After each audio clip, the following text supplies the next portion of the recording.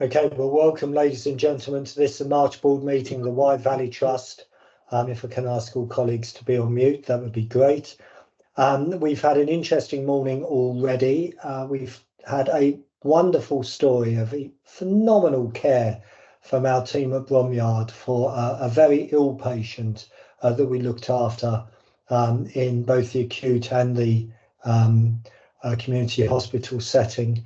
Then we had a discussion on productivity and the new elective hub work. And then we finished off by doing a board assessment piece of work. So a busy morning already, but we're here today to talk about the challenges that we're facing in terms of performance and real successes that we're seeing across the trust. But it continues to be a very challenging set of circumstances we have in terms of demand and the general challenges of the doctors' strikes, which I'm sure Glenn will touch on.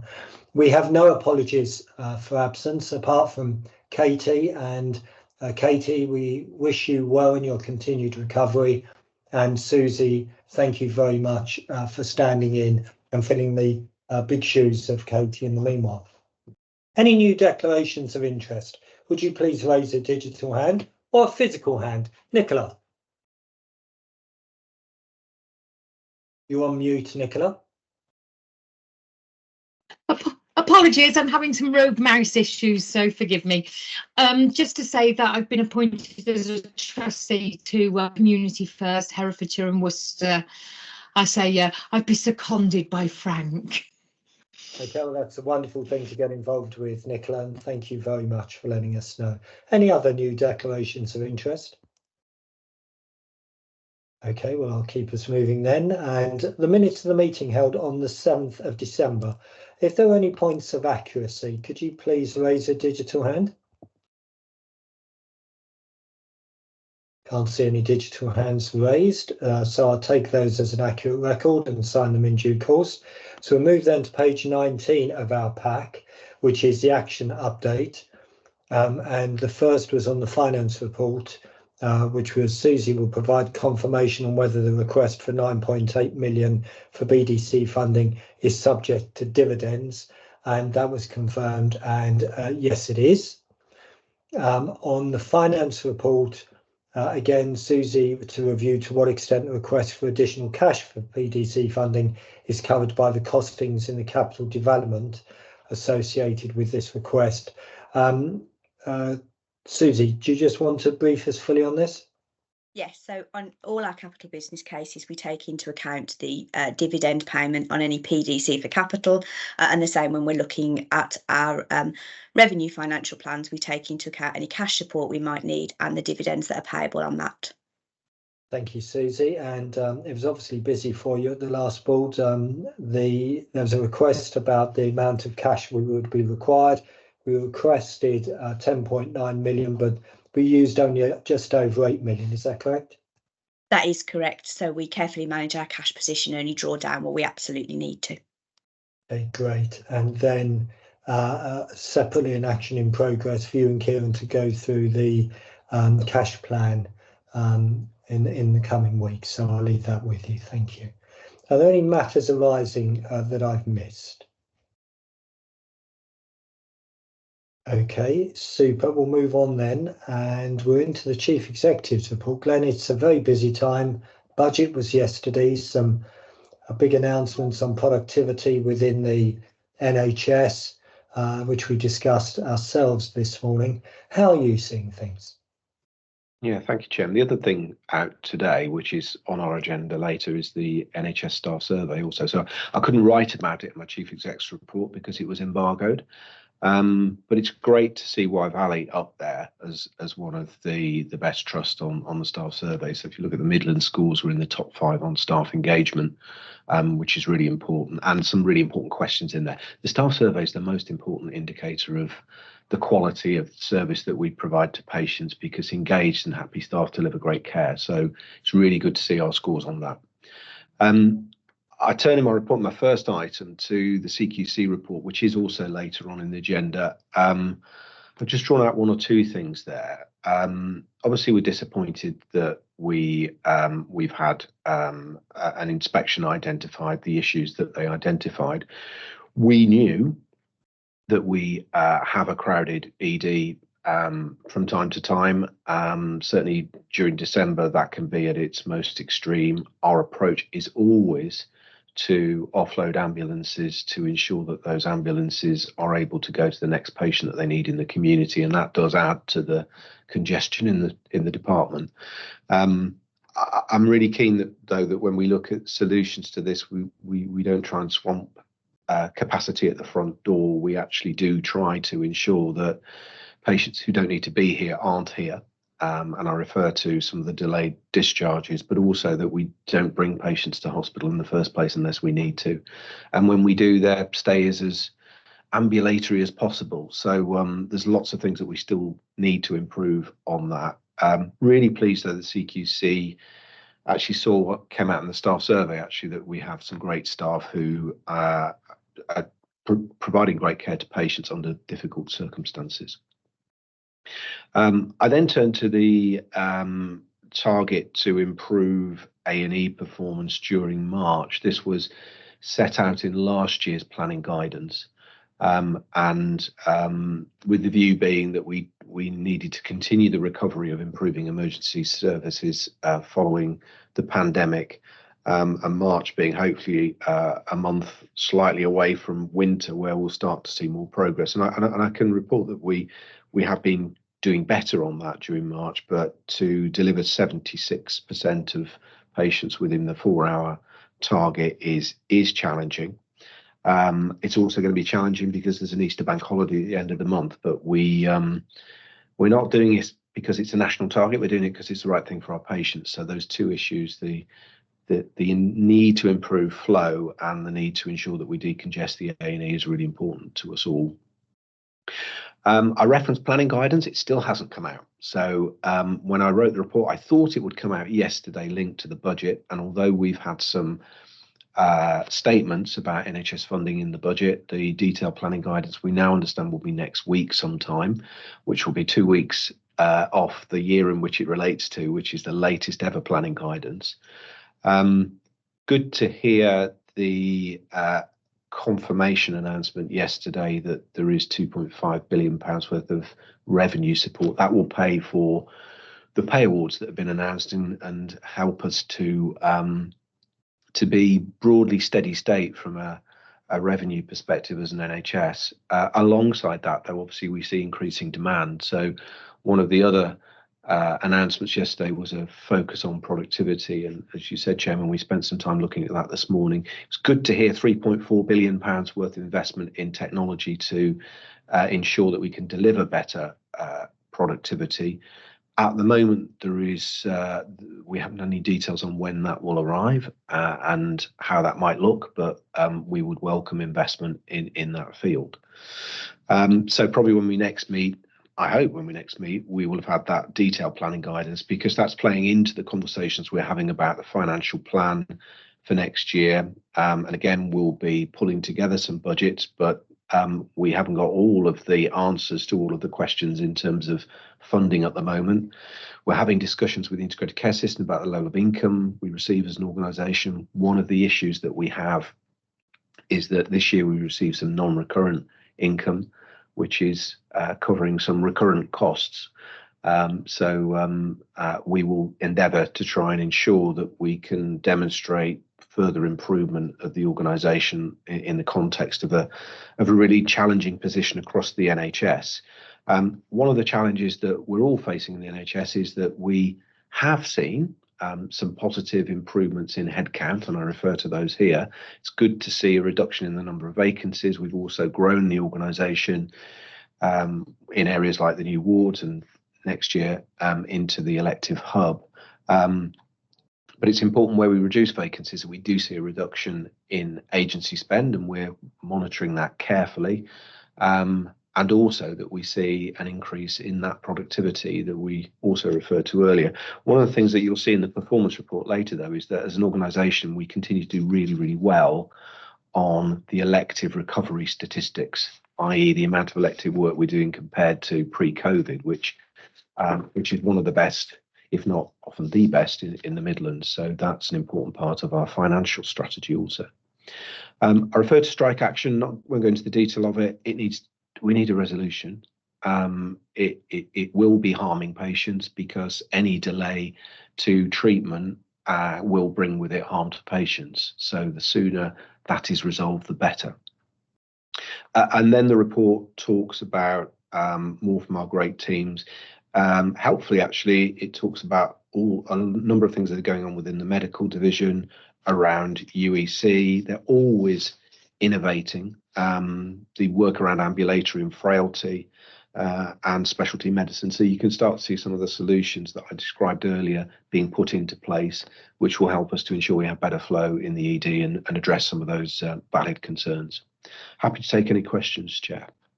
No, very comprehensive, Glenn, and thank you for the work you do behind the scenes, working with national colleagues to try and nudge things into the right solutions. Any questions or perspectives to Glenn? I can't see any hands raised, so we'll move on then into the integrated performance report. Jane has just finished a quite extraordinary physical challenge of running 100 miles in Arctic conditions. So we're delighted Jane's with us and recovered partially from that. But Jane, lead us through the IPR, if you would, please.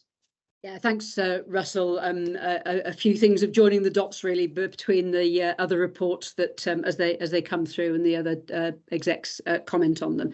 So I did want to start the CQC report. It's clearly significant. Lucy will cover it in more detail later on the agenda, but just to acknowledge the impact that an overcrowded ED has on our patients and on our staff.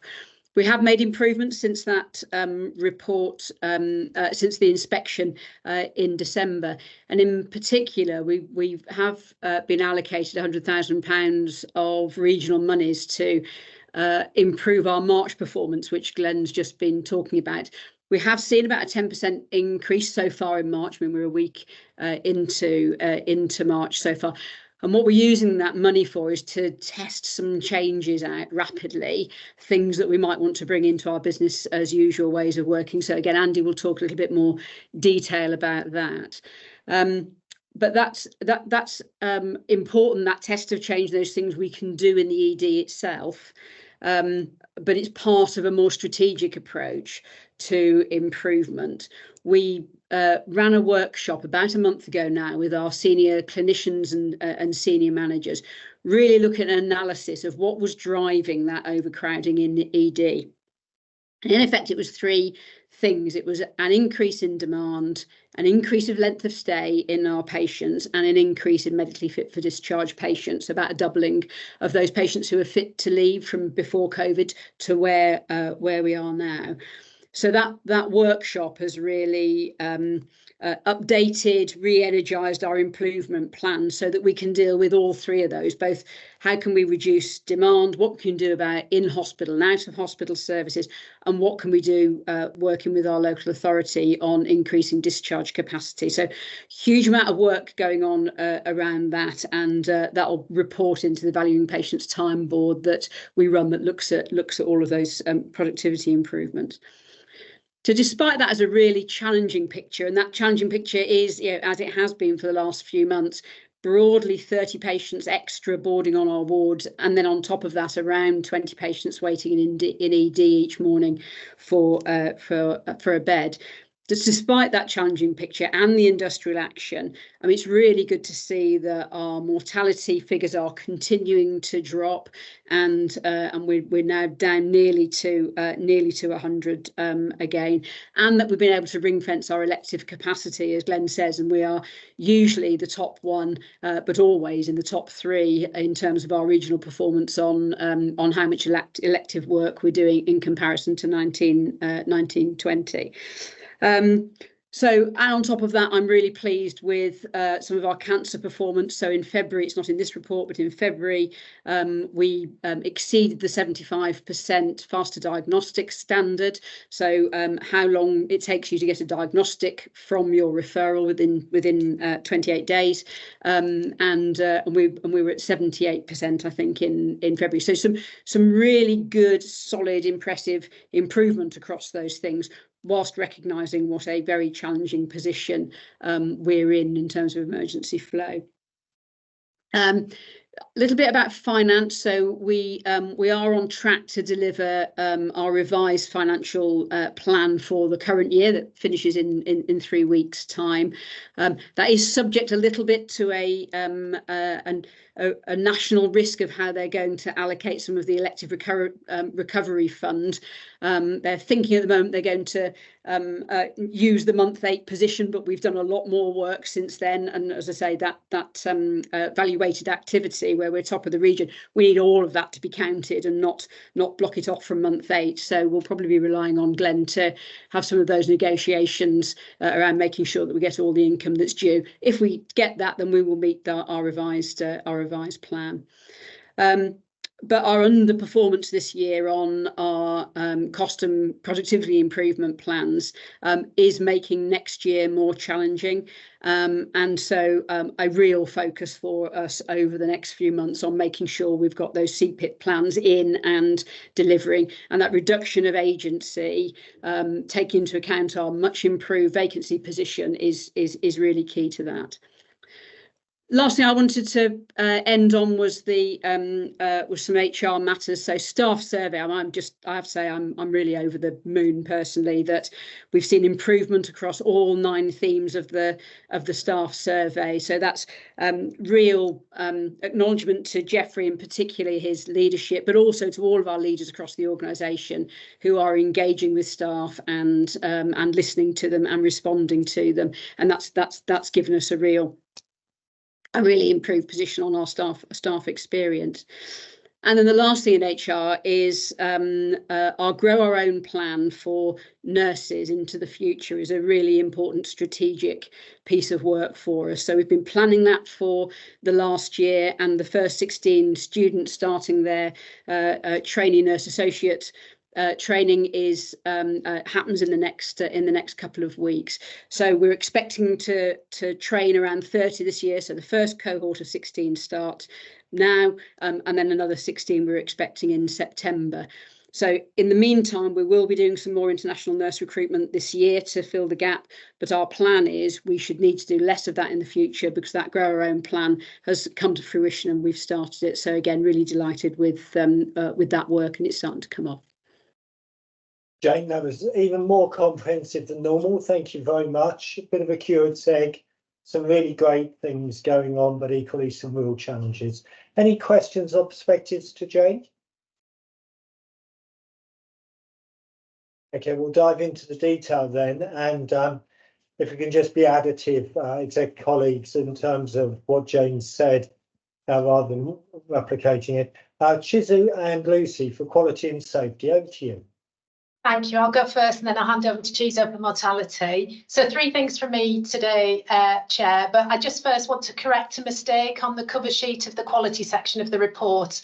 It describes the CQC ratings as staying the same as requires improvement overall for the emergency department. It was actually a deterioration from good to requires improvement. I just wanted to correct that. It is written correctly in Jane's summary. But the 3 things I just want to touch on very briefly, if I may, is that we continue to be a regional outlier for mixed-sex accommodation breaches. What we've included in the report this time is just a different way of illustrating that.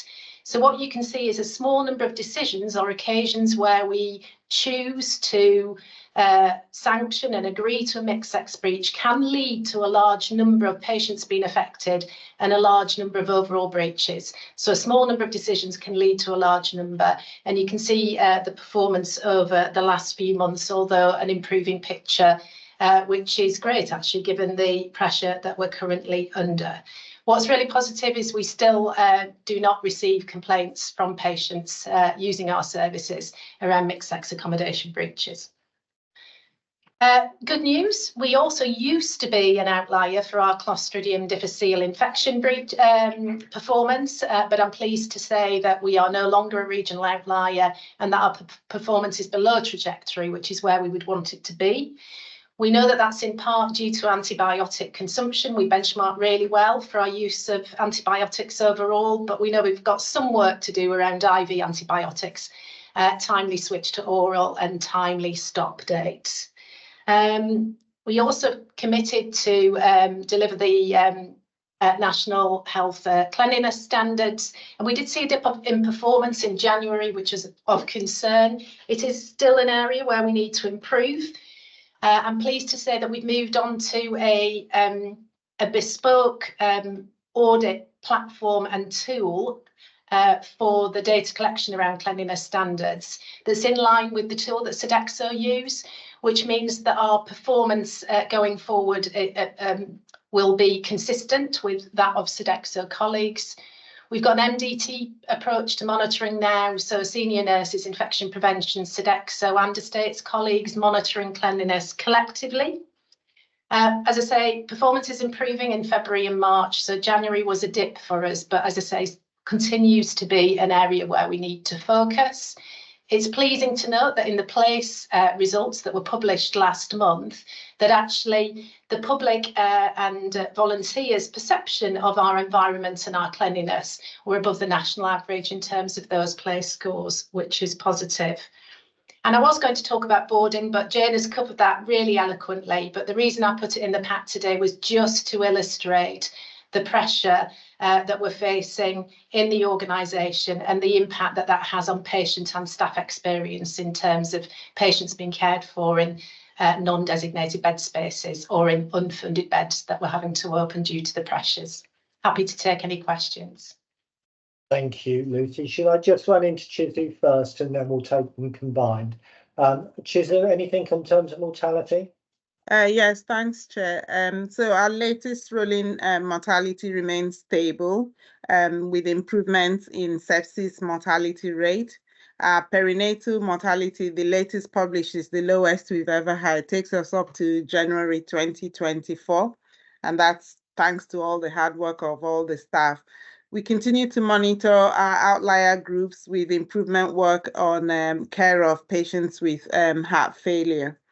And all the other outlier groups. Thank you. Thank you, Chizu. So any questions on quality and safety to Lucy or Chizu? Please raise a digital hand.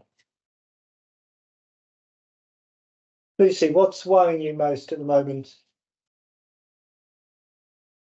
Staff resilience, if I'm honest, Chair. I think that every year we say this year's going to be pressured, and it is. And what we haven't seen for the last 12 months is really any reprieve from that pressure. You used to get a little bit of downtime in the summer. We haven't experienced that. And some staff out there are, you know, really committed, doing hard working, but they're exhausted. And I think their resilience is a little bit low. Yeah, and I'm understanding of that, Lucy. That's one of the reasons why it was so lovely to hear from Rachel, one of our quality matrons this morning in the community hospitals, about even despite all of those challenges and this sort of emotional exhaustion and physical exhaustion of the day in, day out tasks, going the extra mile for our patients in distress is wonderful to behold. And Chizu, same question to you. What worried you most? I think it's similar. It's the increased pressure, the increased activity that we're seeing. But on the other hand, it's also pleasing to see the lots of ideas that are coming forward and everybody working together to try and see what we can do differently. Great, thank you, Chizu. Francis, and we'll move on. Thank you. Yeah, I share some of your anxiety about the resilience, and it was very good to see with the CQC, despite all of the obvious capacity pressures and the compromise that makes us forced to provide on care, that the staff survey, that apologies, that the CQC still recognise very caring staff. And I think that is the thing, you know, it is our overwhelming mantra, isn't it, about care and compassion. And even just this week, some anecdote from a colleague who's been receiving care said it was incredibly busy, but the staff were really caring and very professional. And it's hanging on to that, you know, this is about the care that we want for our family and friends. We know that some of the physical environment and the volumes are too high, but we need to be kind to our patients and to each other. No, absolutely, Francis, well said. Okay, Tim, we'll move on then to the activity performance. Very busy times, and really great to hear from your teams this morning, Jonathan, Andrew and Lynn, on the work going on productivity in the elective hub. Do you want to pull out some key points for us, please? Thank you, Russell. I'll just lead on from where Jane was talking about our emergency care pressures currently, and obviously the challenge we've been set for March to improve our 4-hour emergency access standard. So although we're only into day 7 and we've had 6 full days of some of the test change work that's been going on, just to highlight to the board some of the things we have been doing. We've been reviewing our emergency access standard pathways, so to make sure we've captured all our patients that can be classed as emergency and urgent care, and there is a 5% gain that we've seen through some of the counting and possibly underselling ourselves in terms of our emergency access standards. So we've got a sort of 5% gain there, but we are seeing 5 to 6% or even 7% on some days gain in what we're doing in terms of that March test of change. So we are streaming at the front door. We've got a senior nurse at our reception streaming patients to the right pathway. That is taking pressure away from our majors ED and the initial assessment that happens in our ED to a specific minor illness area staffed by a GP currently, and that is working extremely well, although it's still early days. We've expanded our offering and criteria in our surgical and medical SDECs. We've increased the capacity in our minor injuries unit, and we're also increased our streaming options to primary care, and that is still work in progress as we go through March. So lots going on in our ED department to ensure we can improve our 4-hour access standards. Early days for the month, but I am confident we will see a significant improvement over the month, and more to come on that as we go into the new year. Like Jane, I just want to say thank you again to our operational and clinical teams and their determination over the winter period and with strikes, that even with the urgent and emergency care challenges, as Jane's already mentioned, we're delivering our elective activity recovery plans. We continue to reduce our long waiting patients for elective surgery, our improvements in cancer and our faster diagnosis standards, Jane's already mentioned, and our long waiting patients for cancer treatment. And we've maintained our improvement on our 6-week diagnostic standard. So even despite the pressures, our clinical and operational teams remain absolutely focused on delivering the care for all of our patients. Thank you, Chair. Thank you, Andy, and really great body of work going on and exciting innovations, as you said, at the front door. Any questions or perspectives to Andy? Okay, thanks, Andy. Please, as I said, pass on our thanks to your teams. And we'll move on then to workforce. Just before we do, Jeffrey, you know, you've been with us a couple of years now, and it's great to see the staff survey results, and they are a collective effort, but it's in no small part to the direction of travel and leadership you've personally provided. So, Jeffrey, on behalf of the board, I want to say thank you. So with that praise out of the way, it rarely happens, Jeffrey, so just take it when it's given. How are you seeing things? Thanks, Russell. Thanks for the compliments. In terms of the workforce reports, sickness absence, we've seen an increase over the last 3 months, but I'm pleased to say that it's now going down. We're now at below 5%, and that trend should continue over the coming months. Staff turnover, we're doing pretty well on that. We're now at the lowest rate at 10.1% over the last 4 years. We are actively recruiting to our substantive vacancies, and we're running a pilot within the HR department where we've engaged 3 volunteers to support the team. and we'll do an assessment of that over the next few months, see how that goes. Following publication of the Too Hot to Handle racism report in the NHS, we are working with our trade union reps and Freedom to Speak Up Guardian to implement some of the key recommendations from that report.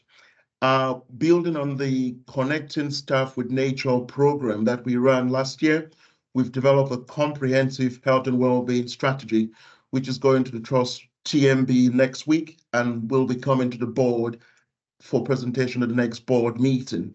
The work we've been doing with the DWP Job Centre Plus offices has been recognized as an example of best practice. So I was interviewed this week by members of the DWP from London, and our trust will feature as a case study in terms of a local employer working actively to find employment opportunities for local people. So lots going on within the HROD world, but I'll end there for now, Chair. Happy to take any questions. No, great, thank you. Jeffrey, questions and perspectives? Francis, your hand went up and down twice. So you go first. Thanks. Yeah, really pleased to hear all of the good work that the teams have been doing. I'm very interested in the DWP stuff, and just really, I suppose, a message to the public. We have jobs for everybody. You know, people tend to think about purely the clinical roles, but we have opportunities across the board in a whole range of different specialties, professions, and interests. So if you're looking for a really good job with a fantastic employer in Herefordshire, then just come and find out what we could offer you, because we really want to recruit local people as much as possible. Absolutely, and the best pension you will ever possibly receive. Don't forget to mention the pension. Nicola? Yes, hi Jeffrey. First of all, welcome. I know there are lots of things that are on an improving trend and doing really well. Particularly pleased with the engagement score. But one of the things that's not moving is the staff appraisals. And we've heard Lucy talk today about resilience of staff. We talk a lot about productivity, and for me that stems back into that appraisal, talking about personal performance, how they can impact productivity, and also well-being. It's just that all-encompassing conversation, isn't it? Which I know you've worked really hard to try and streamline, make it easier to have those conversations. But still, the direction of travel is towards almost only 2/3 of our staff having that conversation. If we continue the way we've been going like this month. And I just wonder, I know you've talked about continuing pressures, operational pressures, but is there anything that's really impacting on this? Or is it a cultural thing that they're not seen as important, or people aren't seeing the benefit of those appraisals? Right, thanks, Nicola. What we've realized is that we've got pockets of best practice. So even in clinical areas where we've got challenges, we've got some teams who are doing pretty well. So what we want to do now over the next few weeks, myself, my team and divisional leaders, is to see how we can use that best practice approach and cascade that across the trust. So I am confident that the plans we're putting in place, certainly over the next 3 months, we should really see the reds in terms of the ratings becoming more amber green. So we're trying to do that over the next 3 months. No, that's great. Great body of work going on, Jeffrey. So please continue to keep us briefed and keep the momentum going. Okay, we'll move on then, thank you, to the numbers and the finance performance. Susie, as I've said a few times, welcome and thank you. How are we looking as we're just a couple of weeks now from the year end? Thank you, Chair. As Jane and Glenn have both stolen my thunder, we are on track to achieve our revised outlook of 26.9 million, subject to a resolution of something that came out literally only a day or so ago around our variable elective activity income. But other than that, we're on track. The other things that I'd like to draw the board's attention to is on capital. We've got a accounting issue, well, a mismatch between timing of payments for the Integrated Energy Centre and how we account for those assets at year end.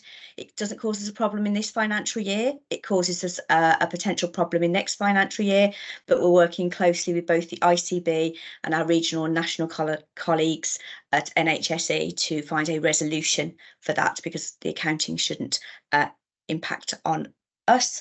And then the other thing, and again, Kieran has stolen my thunder again from last month, around cash. Cash remains a challenging position for us, particularly as a deficit organisation, and we'd like the board's permission to continue our careful cash flow management and to be able to request revenue PDC drawdown should we require it.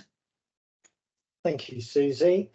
It's probably just worth reiterating. We have mentioned it in public forum before, but when you hear about us making a deficit of around 26 million, we've done a lot of work about the rurality challenge we have as if you like, a fully bodied district general hospital in a rural location with low population densities, which makes us relatively less economic than someone if we were in a very large city with a dense population. We calculate, and it's actually been accepted essentially by the NHS, that the cost is about 26 million. So if we were given that extra funding, we wouldn't be 26 million under the water, we'd be roughly break even. So now, I wouldn't want members of the public to think we're not running this organisation financially efficiently. We are, but there are particular costs which are recognised nationally of having a full district general hospital in such a rural location. I'll come back to the issue on the cash requirements, Susie. Any other questions to Susie, though, before I do? Okay, Susie, I think you were looking for delegated authority if we need a cash requirement. The board colleagues happy to delegate that to Glenn, Susie and Jane? If you're not happy, please raise the digital hand. Okay, that's duly approved. Thank you, Susie. You. And Katie, I assume you're watching on either live stream or on YouTube in the follow-up. We are looking forward to having you back when you feel strong. But there is much love from your colleagues for speedy recovery. We'll move on then to some items for approval. And one of the things I think we should be rightly proud in Herefordshire of is the activities that we've undertaken as a trust on climate change adaptation. And that Alan's been at the forefront of that work. Alan, brief us on how you see things going forwards, please. Yeah, thanks, Chair. I'll take the report as read. This is the first version of a climate change adaptation plan that I brought here. You'll see on the front cover there a picture of our Ironbrook complex. I suppose there's a clue in the title of that particular building. It's right next to the brook. That's meant to be a 1 in 30-year flooding event. It's flooded twice in the last 10. So it gives you an idea that our climate is changing. We have to adapt to that. Climate change adaptation is a key part of our green plan. We said in our last green plan that we would bring a climate change adaptation plan to the board. We've had conversations with board members about this last year. It's got links to emergency preparedness and our ability to provide services to patients and staff because of the effect on our estate and operations. The governments were saying developed a national adaptation plan last year with big implications for the NHS that will work their way through over the next couple of years. So I see this adaptation plan as a starter for 10, really, that we will adapt as well over time as that work feeds through the NHS. The document itself, it's quite high level at this stage. There's some narrative on some of the risks that we face across our estate and some of our services that might be at risk. We identify some actions in there that are linked to collaborating with others, assessing impact, looking at our procurement routes and supply routes into the trust, practical adaptations, raising awareness and responding to weather events. And we do have a severe weather plan as well that links with this quite nicely. So linked to it, there's also an outline plan which mainly at this stage focuses on information gathering, surveying and planning for the future. But what we will need to do in our plans, such as our capital plans, is linking in adaptations to our buildings so that they are able to meet the needs of the future and the severe weather events that we've been having. And I'll leave it there, Russell. No, great, Alan. And like I said, thank you for your leadership on this. And just segueing a bit back to what Francis said about the NHS being a great place to work. Wye Valley Trust in particular, if you're concerned as a young person about climate change, you can be proud of the work and capital we're laying down in this area. Questions and perspectives, Grace? Thank you, Chair. Just wanted to say, thank you so much for this fantastic report and all the work that's gone into it. I think it's so important that we're doing this, we're able to keep serving our patients.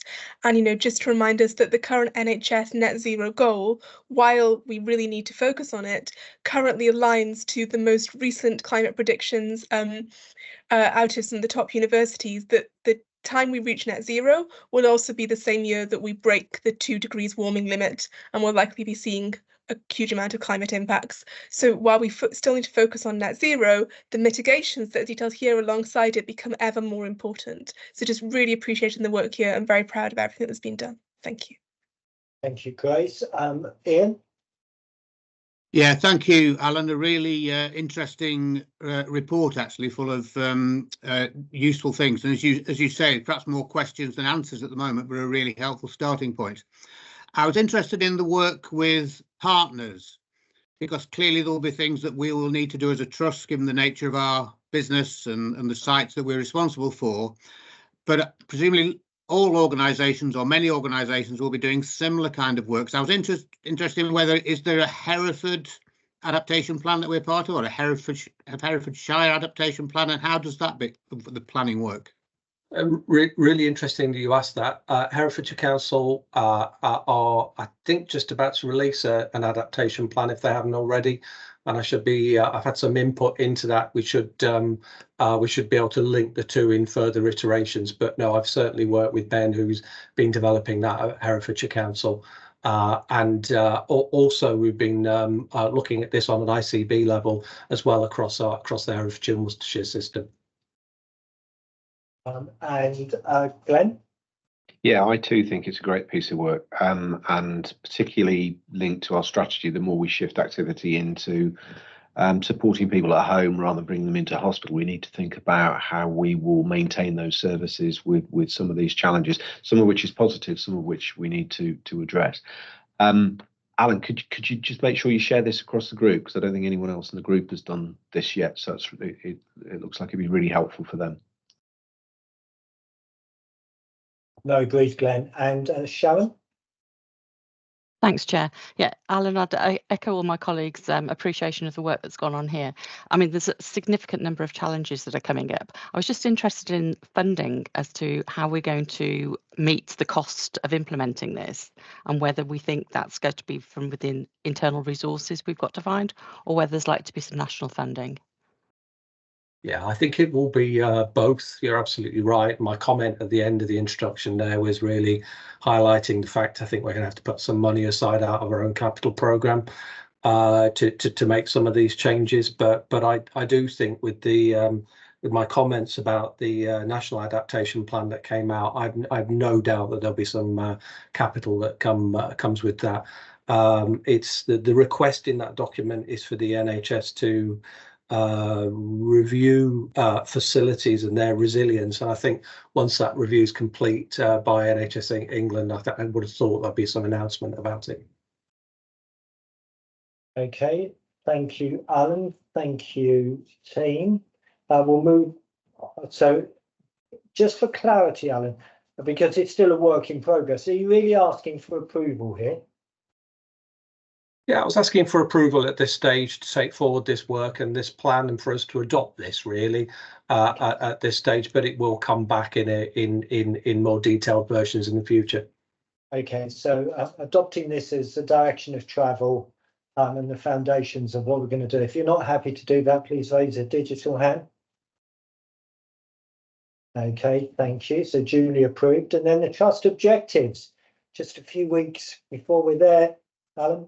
Yeah, absolutely. And some of you will remember that we talked extensively about these in a board workshop some time ago. So again, I will take them as read. They form the basis, our annual objectives for our plans for the next year, and the basis for divisional, team, and personal objectives. And as ever, they're framed around the 6 pillars of our strategy. We've done the usual sort of wide engagement on this, working with teams, a trust management board workshop. We even took these to the One Herefordshire Partnership and had a look at how aligned our objectives were with other organisations within Herefordshire, which was certainly a worthwhile discussion only on Tuesday. In terms of the objectives themselves, each one has a headline, a short description underneath with an exec lead assigned to each one, and a description of how we will show progress. I call them KPIs, but not all of them are measurable. Some of them are quite binary in terms of what you deliver around them. Like I said, I take the objectives as read, but they are, just to pull out some of the themes, I mean, a lot of them link into our work with our One Herefordshire partners and things that are important in Herefordshire. In urgent and emergency care, I'd pull out. Our discharge and flow through the hospital, shared records, working together on the children's services, which are in here this time. Our digital strategy, delivering our strategies is key, including our digital strategy. There's a lot around that. Made a lot of good progress in recent years. Sustainability, the adaptation plan that we just heard of was part of our work towards sustainability, but sustainability in its widest perspective, are around also including prevention and dealing with some of the fragile services that we have in Herefordshire, but also supporting partners in other parts of the patch. And then finally, implementing our estate strategy. We all know we've got some really big capital schemes on at the moment, and we heard this morning about the elective surgical hub. They're all coming to fruition over the next couple of years. It's crucial that they form part of the objectives of this organisation that assist us to provide better services to our patients in the future, and that carbon reduction which you've mentioned earlier. So I won't say any more than that, and happy to take any questions. No, thank you, Alan. Any questions or perspectives to Alan? Glenn? And just to add, for everyone's benefit, the similar sets of objectives are going through all trusts in the group at the moment, and when that's complete, I'll be joining the dots up in terms of executive leads on things where there's opportunities for us to collaborate and do things better together. So we'll let you know where those connections are later on in the year. Thank you, Glenn. Francis? Thank you. Yeah, thanks, Alan, for all your hard work on this. And yeah, just adding to your comments about the One Herefordshire, we do have a One Herefordshire review session in a couple of weeks, and there's a real enthusiasm and commitment to people shaping their objectives collectively. So I think we'll be doing even more of that next year. And when we discussed at the board workshop in January, I'm very pleased that we've added, I know that one of the pillars of our strategy is research, which is why it's headed that, but adding in significant plans for investment in education and continuous learning for our staff, and that's obviously drives one of our big capital ambitions for a new education centre. But we do want to provide the very best learning in a multi-professional, multi-agency facility, so that we continue to learn and provide the best care we can. Yeah, well said, Francis. Any other questions on the trust objectives? We've been on this journey for a wee while, as we all know. Okay, so if you're not happy to approve them, could you please raise a digital hand? Okay, I can't see a digital hand raised, so we'll take those as approved. Again, thank you, Alan. We'll move on then to some items for noting and information, and the first is the EPRR core standards. Andrew? Thank you. So Emergency Preparedness, Resilience and Response, EPRR core standards report and assessment by NHS England in the ICB for 23-24. 66 standards are assessed. We were fully compliant in 52, partially compliant in 13, and non-compliant in 1. Overall, that led us to a partially compliant score, which was an improvement from our 22-23 position, which was a non-compliant position. So an improvement, which is great to see. Particular areas of improvement was the quality of our policies, but also training, particularly for our command team and our teams on the front line in EPRR. So really good to see that, because it was a significant concern of mine. 2024, our focus is particularly on major incident business continuity testing and exercising and business continuity plans and assurance, and that should get us to a compliant position for our assessment for 24-25. So step in the right direction, some good work undertaken by the team, just for noting for the board's assurance, Chair. Thank you, Andy. Any questions or perspectives on the EPR standards and our improvement in position? That it worked perfect, Chair. Okay, thank you, Andy. Because I know a lot of work goes on behind the scenes on that. And then the patient experience quarterly report. Lucy. Thank you, Chair. 3 things from me, if I may. So firstly, just that we continue to see really good response rates from the family and friends text messaging, and the vast majority of those are positive responses. We're really encouraging divisions now to deep dive into the feedback that they receive through that mechanism, so that we can get a real feel for what our patients and service users are telling us. The not so good, the number of complaints that we're receiving has more or less doubled in this quarter compared to the same quarter last year. We know that some of that is around waiting times and the pressures that we're currently facing. And the same with sort of concerns that are registered with our PAL service.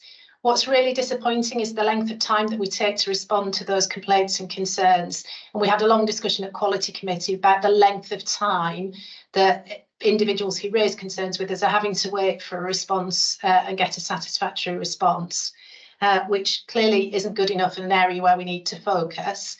We welcome the new PHSO guidance for managing concerns, complaints, and hope that that will help us to focus in that area and make improvements. And finally, from me, the national CQC-led maternity survey was published in February. We had a really, really good response rate, and the team should be really, really proud of the set of results that we received. So in all 8 domains of the survey, Wye Valley Trust was in the top 5 trusts in the region. And for 5 of the questions, Wye Valley was in the top 5 trusts nationally. So the team should be really proud of that set of results. We're not complacent, there's always more to do, and we'll continue to use the feedback that we receive through various mechanisms to continue to improve and develop our services moving forward. That's some great results there, Lucy. So well done to everyone. Any questions or perspectives to Lucy? Sharon? Yeah, thanks, Lucy. I mean, wonderful set of results that speak for themselves. My only question on the maternity survey was, I was a bit surprised by the profile of the age demographic, how few we'd got sort of under 24 years. Is that typical of our actual population, or is the survey not accessing some groups? So the survey accesses all of our groups. To be honest, Sharon, I don't know what our age profile looks like. So I don't know whether it's that's typical or atypical of our age profile. But of course, 40% of our patients, our service users didn't respond, and it might be that they fall into that group. But happy to take a look outside to see what our age profile is. Yeah, I mean, certainly, Sharon, when I compare it to other bits of the foundation group, we are seeing much older mothers now. So that maybe it's just part of the national trend. And Francis? I don't know the specifics on that one, but I do know that through the MNVP, so the Maternity and Neonatal Voices Partnership, and working with our public health midwives, we are trying to reach the harder to reach groups to make sure that we are being representative and inclusive. So, but Lucy can explore the detail. Just wanted to really thank Natasha and your team, Lucy, for this report, and for members of the public, the reassurance that the Quality Committee is a subcommittee of the board, and all of the non-executive directors are members of that. So we spend a long time scrutinising all of these things in that forum, and the reports are always clear and well presented. So grateful for that. But yeah, we are concerned about complaints, but what we do want is for people to tell us when things aren't going as well as they need to be, and then our responsibility is to make sure that we resolve people's issues as quickly as possible and avoid a concern becoming a complaint because we've been tardy in our response. So we are all absolutely committed to that. No, well said, Francis. Thank you. And Jane? I guess in terms of that timeliness, Lucy, and I guess the discussion that was had at Quality Committee, what do we think that we need to do to improve our timeliness to complaints response? Because as you know, it's something that really worries me when I do complaints training. It's something that I always emphasise how important it is, but we just don't seem to be making progress. What do you think we need to do to improve it? Is it more focus, or is there something in our process that isn't working quite right? I think it's about training, Jane, if I'm honest. I think it's about giving people the confidence to deal with a concern as it arises so that it prevents it from becoming a really complex set of concerns that need a full investigation and a complex letter writing back. So I think there is something around being able to nip concerns in the bud, but giving individuals the confidence to do that, because I still see individuals that are scared of trying to deal with that. Yeah, and if we had less to deal with, we could deal with the ones we've got in a more timely way. Thanks, Lucy. Okay, Francis, your hand went down. Was that a legacy hand? Okay, fine. Okay, thank you for that, Lucy. We'll move on then to the, as we've said a few times in the meeting, the disappointing results of the emergency department visit. Just before we do talk about the CQC report and the action plan, though, I do want to contextualise this for members of the public. We do, in my view, absolutely the right thing, which is as quickly as possible to offboard patients who arrive in an ambulance, to free up ambulances to go and look after someone who might be in a critical situation at home or at work or out. And we do not hold ambulances, if you like, to protect our ED. We offload the ambulances, and that does cause boarding issues. We apologise to members of the public who experience those challenges. We apologise to our staff for the challenging work environment that creates, but it does help ensure that ambulances are free in Herefordshire to go and look after people who are most in need. So with that contextualisation, Lucy, over to you. Thank you, Chair. And I just for the benefit of the public, it seems such a long time ago since CQC inspected. December's a long time ago. It was the 5th to the 7th of December. Just to recap, it was an unannounced full core service inspection of the emergency department only. There were a number of concerns that the CQC identified during that visit, which led them to come back and revisit on the 20th of December. The full report was only published last week and has clearly been circulated in the pack. And as a number of us have alluded to already, the rating changes were a disappointment for colleagues. Immediately following the inspection in December, we did hold a safety summit with the executive, the divisional management team and colleagues from the emergency department, and developed an immediate action plan and a series of responses to address those findings. And it is pleasing to note that when the CQC revisited on the 20th, they could see that we'd put many of those things right. And you can see that in the text of the report. And I think it's also illustrated by the fact that there are only 3 must-dos contained in the final report for us to respond to. What's contained in the pack is that immediate action plan following the safety summit, and then also the new actions related to the must-dos, which were the recommendations from the final publication. I think Jane alluded to it at the beginning, but I just want to emphasise many of the things that the CQC identified we were already working on. So there were no surprises for us. So in some respects, that's reassuring. But we do thank the CQC for a fresh set of eyes and pointing out those things that perhaps we weren't cited on.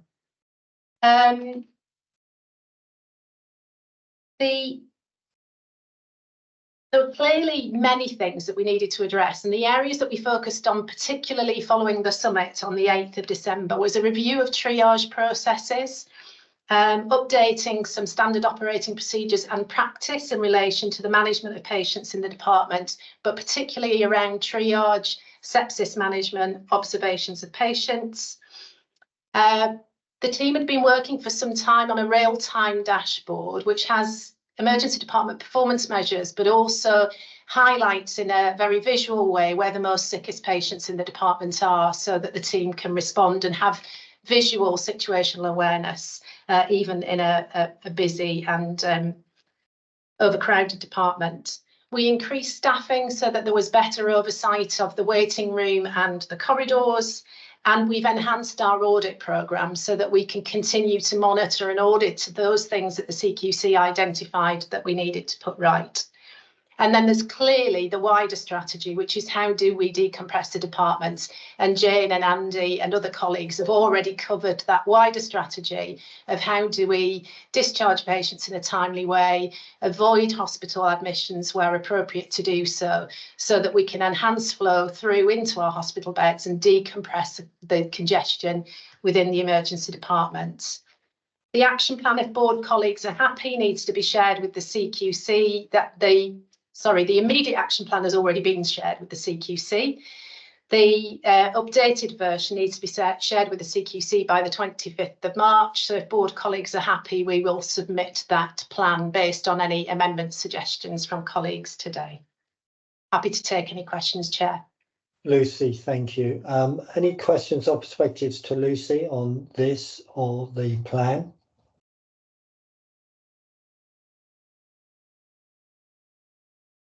Lucy, I know, Lucy, how personally you take all of these issues. I'd like to thank you for your leadership on this.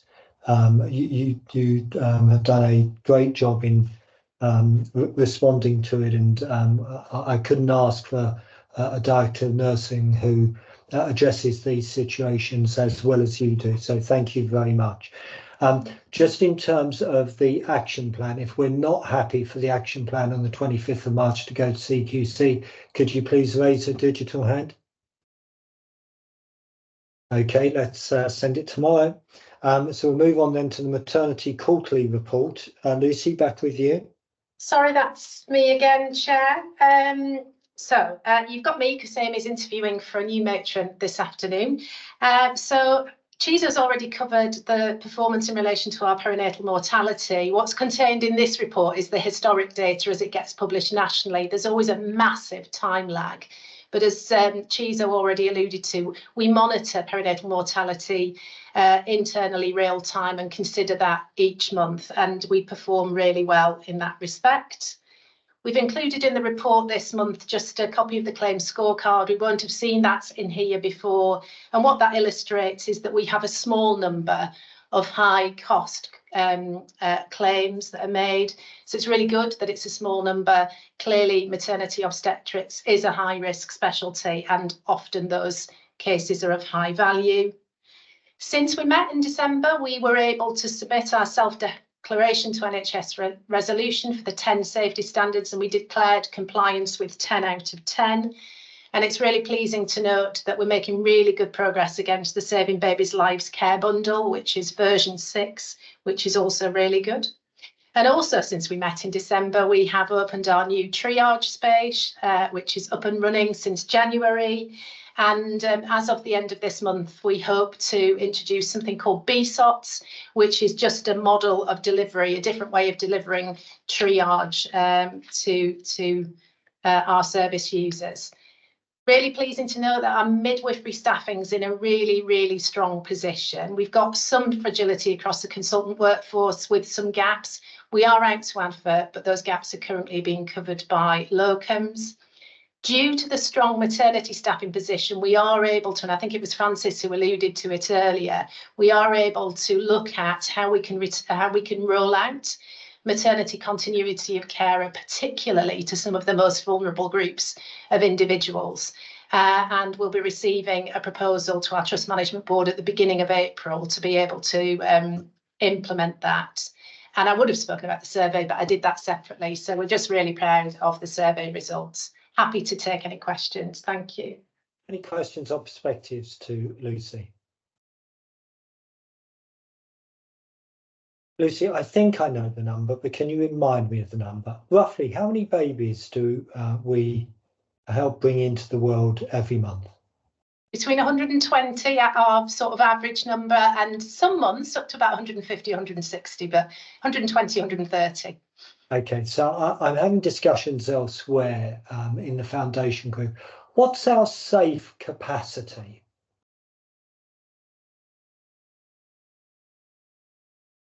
That's one of those horrible questions. That is, and it would be measured by a number of factors, because I don't think it's about numbers. It would be about acuity, how full or otherwise the special care baby unit is.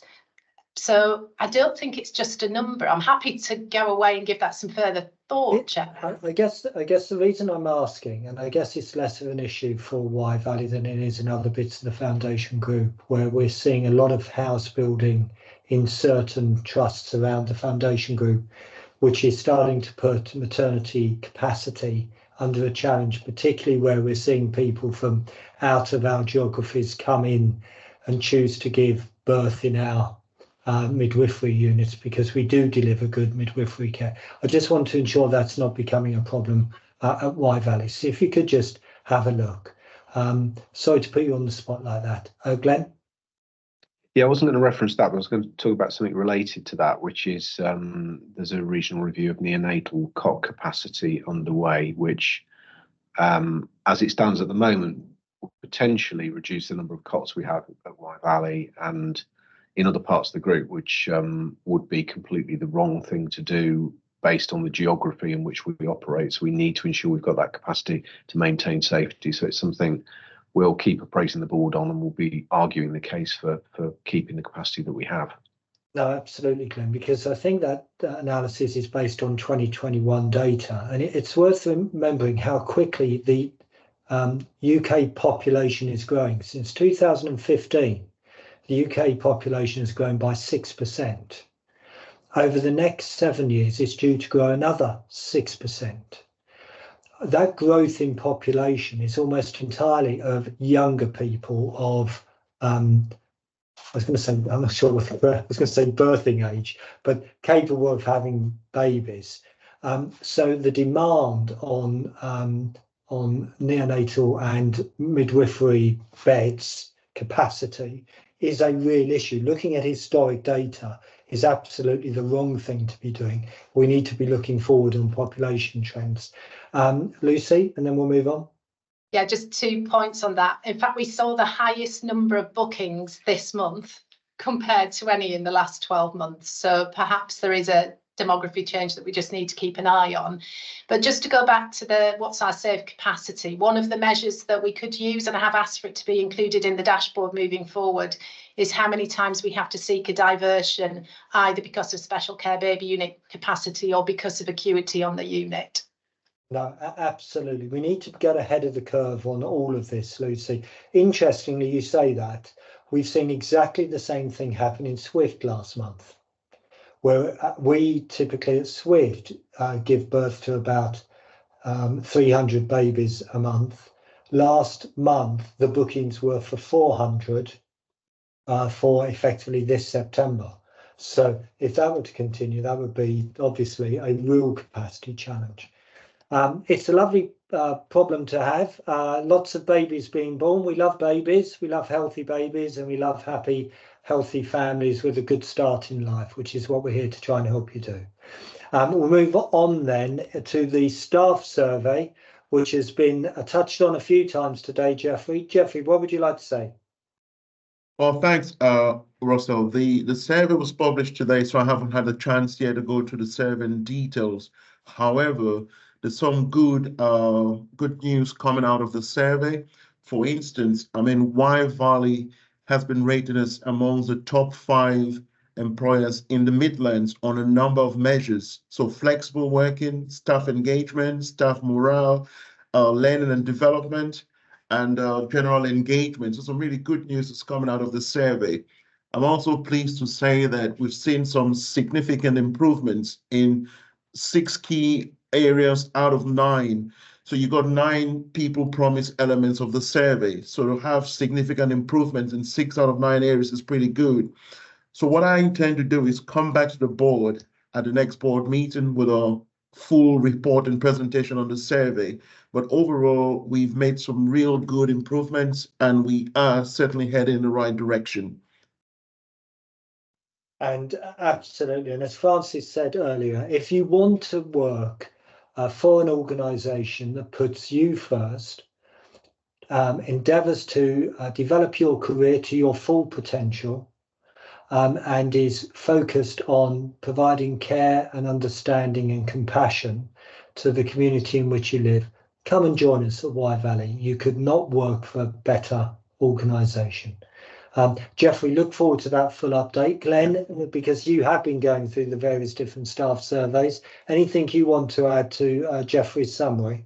No, I mean, it's great to see where the organisation is and the steady improvement that we've seen over the last few years. So well done to all of the executive team and the board who've helped to create that culture within the organisation. It's great to see that across the group, actually, some really good results.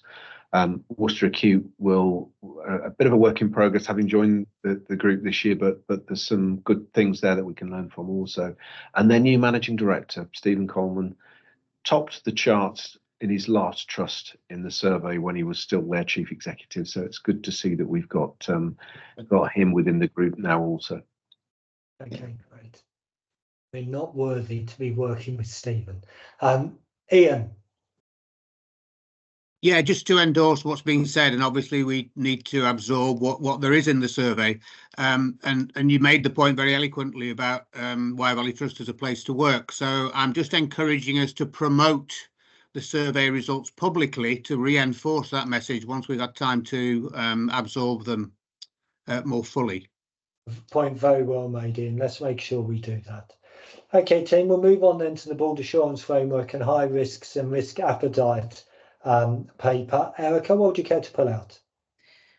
This is the last BAF for 23-24, and having just seen and approved the objectives for next year, we'll align the BAF to those objectives.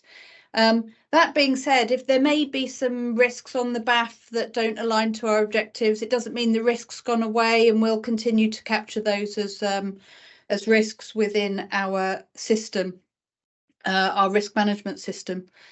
So the BAF is quite steady state in the description of the risks that are on there. You'll see one risk has deteriorated in the period, and that's related to cleanliness, which Lucy has advised on. The risk register itself is very much more dynamic. It's changing all the time. And as an example of that, the triage space that Lucy mentioned in maternity was a high risk, and it isn't there anymore because it's been resolved. So those risks are changing and evolving as actions are put in to mitigate them. Finally, the risk appetite. If you recall, I asked all board members to describe what their risk appetite was, and this is a consolidation of each of those responses.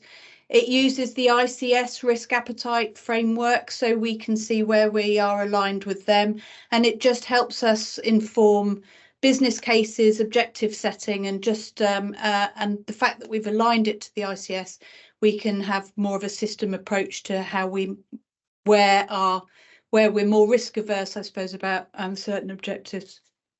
That's great. Thank you, Erica. Lots of work goes on behind the scenes on this type of stuff. Any questions or perspectives? Nicola? I just want to highlight there's 2 NHS providers day online courses that go through all of this, that I had the joy of doing them in September as one of the things I'd promised myself in my retirement, but they were really good. And I think it looked at other trusts. Whilst there's a framework, everyone does it differently. And I walked away actually feeling a lot more comfortable about ours and understanding both from a risk appetite and BAF structure.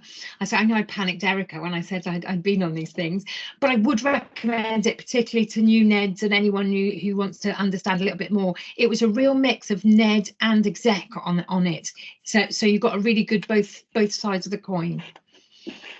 Thank you, Nicola. Okay, we'll move on then to the committee summary reports. Hopefully we can reasonably quickly canter through these. The audit committee report and minutes. Nicola, anything you particularly want to add? Just two things. First one is that internal audits seem to be like double-decker buses at the moment. They come along not at all, or then in threes. I think we've seen a lot of pressure in terms of the completion from both sides because of that. So we've got some that we are going to have to carry into next year because they won't be completed this year. And my plea is, can we just, because of that, I think sometimes they're being a little bit rushed. We never choose things that are easy. We always choose things that we know we really want to get under the bonnet of. So I'm never expecting always a green, fully assured result, because that's the decision we've taken. Not all trusts do that. Some just want to get a green tick. We want to learn, grow and improve. So, but there are a couple of cases where I started to see a few partial assurances coming through that if we'd spend a little time completing and before draft phase, that I think we'd have actually got a reasonable assurance and not just partial. So that's just my one plea. The second thing is, you'll see in my notes, it talks about the external audit and the learns from the delays we had in last year's completion of year end. Just want to give a shout out to Susie and Heather. I know Heather's not on the call. We had a meeting with Ian from PwC afterwards, and they just wanted to do a shout out to say how well that's going, and the extra work that's been put in from that plan is really working. So thank you very much. Thank you, Nicola, and thank you, colleagues. Any questions or perspectives to Nicola? Okay, thank you, team. So we move on into the Integrated Care Executive in February. Francis, anything you want to pull out here? No, I don't think so. Happy to take questions. Thank you. Any questions to Francis? Really good momentum building around that now. The Charity Trustee report and minutes. Grace, anything you want to pull out? Grace put a note in the chat box, Chair. She's had to leave. Okay, apologies, I didn't see that, so we'll take that as read. Any questions or perspectives on those report and minutes? Grace has kindly taken over being chairman of the charity after Frank left us. The Quality Committee report and minutes. Ian, anything you want to pull out of the October, November and December minutes? Well, only to say, Chair, that we've changed the reporting format for these minutes, and we're sort of in transition at the moment. So previously we used to have a fairly full report of Quality Committee business, and then the minutes were always separate, and they were never kind of aligned. The summary reports and the minutes were kind of out of sync. So we move into a position now where what board will get is a summary report, a shorter summary report, picking out items for noting, and then also identifying whether there are any issues that we think should be escalated to board. So what you've got this month is the October minutes are standalone because we were kind of getting to the new system. November and December, you've got a summary report with the minutes, and in December the same. So it will be easier to follow, if you like, going forward. And as has been said a number of times today, Quality Committee covers a lot of ground in terms of the work of the trust, whether it's CQC or mortality or patient experience. So we're trying to get to a position where actually the things that come to board are clearer. So the only thing I would say, because there's one escalation item on there on the November minutes, which was actually to do with electronic discharge summaries, and an issue which actually came from a maternity monthly report, but actually it's an issue for us across the trust, where actually there have been some breakdown in the system of electronic discharge summaries going to primary care. And that's a matter that we're having to investigate, first of all in maternity, but actually more widely across the trust. So that was the one matter which I wanted to pick out to make board aware of that as an issue. And we're now getting reports at Quality Committee from where that's impacting on us across the divisions. Super, thank you, Ian. Any questions to Ian? Thank you, Ian and team, for all of the work that goes on behind the scenes on that. The Foundation Group Board and Action Log I will take as read. Any questions or perspectives on those minutes or action log?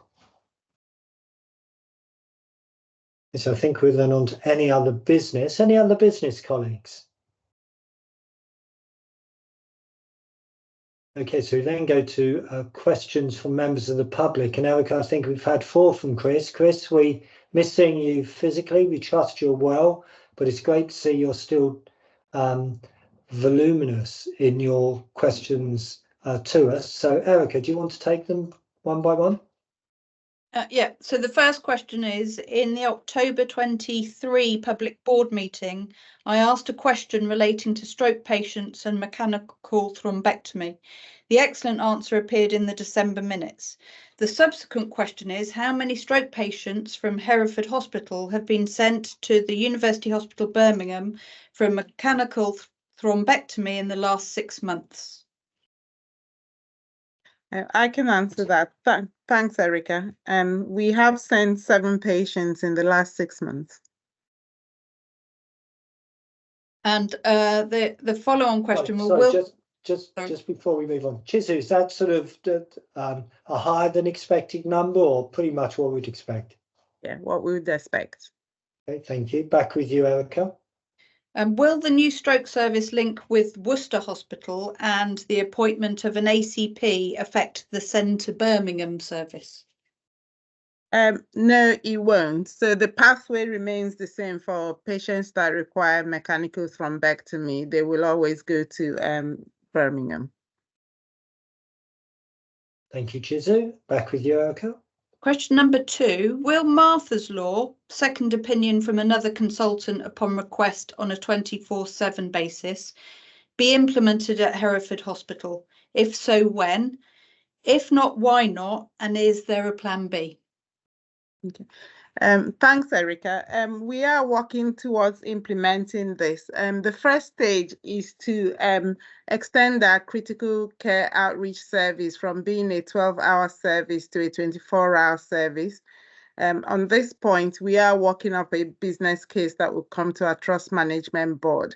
So the critical care outreach service is run by specialist nurses who can support doctors and nurses on the wards, and they will be the offer the first port of call to parents or patients or next of kin who want a second opinion on a critically ill patient. So we haven't set a date for implementation because we are working up the first stage. Chizu, can you just keep us briefed as we go forward on this, because clearly it is a high-profile issue, and it's not as straightforward as it might sound in the press. Jane? Yeah, we are one of the very few trusts that don't have a 24/7 critical care outreach team. And I think that we certainly need that. So that is going to be something at additional cost. But the work that Chizu and Tom, her deputy, are leading on care of the deteriorating patient, and actually how do we deal with a number of patients which don't really meet ITU requirements, but are probably a bit too sick for the wards, it is part of a much bigger picture. And so as that work comes together and we understand all of the analysis, I think it will mean a reconfiguration of some of the way that we deliver our critical care services to patients. And out of that, it may be that out of that reconfiguration, then we can put in a 24/7 outreach service. But to be able to deliver that Martha's Law, which is important, and that patients themselves or their relatives in particular have access to a rapid second opinion. Until we've got a 24 critical care outreach team, it's going to be very difficult for us to deliver that. I think it is going to be a precursor to it. Okay, thank you, Jane. As I said, more difficult than it sounds. Erica, a third question, if you can keep the pace going. Oh, sorry, Francis. Sorry, Erica. Francis. Sorry, just on that, absolutely accept some of the limitations with our current service model and funding, but the principle still applies that if any families are particularly concerned about their patient, we would encourage them to be asking and raising their concerns. We don't want people, if they have a really significant concern, we don't want them not to be alerting the clinical teams to that and requesting a review and asking for another opinion. There are multiple ways of doing that. I agree, we want to make this systematic, but patients and their families absolutely need to be listened to. No, absolutely, Francis. Back with you, Erica. Question 3. In the board papers, there is much concern about the increased level of violence to WVT staff, particularly in the emergency department. In order to help quantify and understand the situation, can the following figures please be included in the minutes of this meeting? How many verbal assaults have there been on WVT staff in the last 6 months? How many physical assaults have there been on WVT staff in the last 6 months? How many warning letters has WVT issued to protagonists involved in these staff assaults? How many protagonists have police arrested for assaulting staff in the last 6 months? How many warning letters have the police sent to protagonists who have assaulted staff in the last 6 months? And finally, how many protagonists have been prosecuted or are awaiting trial for assaulting staff in the last 6 months? Okay, just we'll do that, Chris. Chris, you've asked about 6 questions on your 1 question, so we do just need to keep a level of balance in terms of numbers of questions, Chris. But I would make a general point before I allow Alan to come in. It is totally unacceptable for any members of the public to be aggressive, be abusive, to be intimidating to any member of staff who are endeavouring to do their best possible job to help you or your family member. We know being ill, particularly in the emergency department, is a stressful situation. Equally, it is totally unacceptable to any form of racial abuse, any form of religious abuse, any form of sexual abuse to be heard amongst colleagues or from members of the public to colleagues. It is unacceptable. People are trying to help you in your moment of need. To best help them, be polite. Alan, because we are running on a long time, we've still got another question. Alan? Yep, so I've got some data here. I'm happy to go through it now or put them in the minutes. Put it in the minutes. Chris was happy with the minutes. Glenn? I mean, just briefly on that, there's some relevant questions in the staff survey. So Jeffrey, could we just tease those out when we bring that back to the board next time? Yeah, no, absolutely. And hopefully the last question, Erica.